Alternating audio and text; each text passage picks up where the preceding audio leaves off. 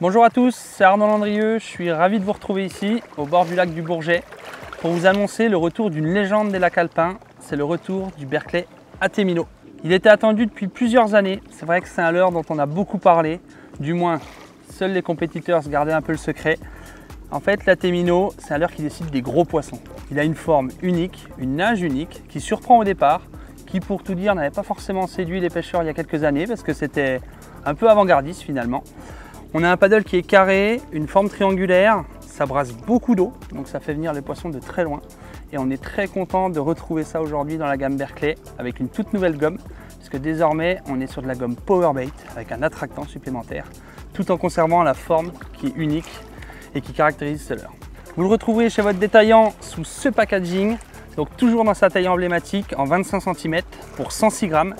Et il est décliné dans 8 coloris. Alors attention, ces 8 coloris qui ont été développés pour le marché français.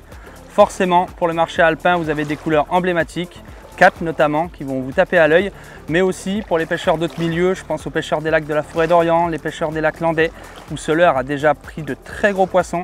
Sur le plan montage, pour ce leurre, on a pléthore de possibilités. Alors je vous ai ramené mon petit chouchou, le traditionnel tête plombée avec empile, ou montage 360 si je le passe à l'intérieur.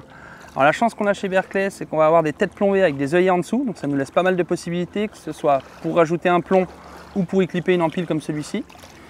Après un autre montage, qu'on connaît tous désormais et qui est bien adapté à ce leurre-là, ça peut être le montage shallow, donc avec une simple screw, une simple vis, ou celui-ci avec une vis plombée. Pareil chez Berkeley, on a des modèles avec des vis qui sont assez larges, donc ça tient fort, un point de colle et le leurre est hyper résistant.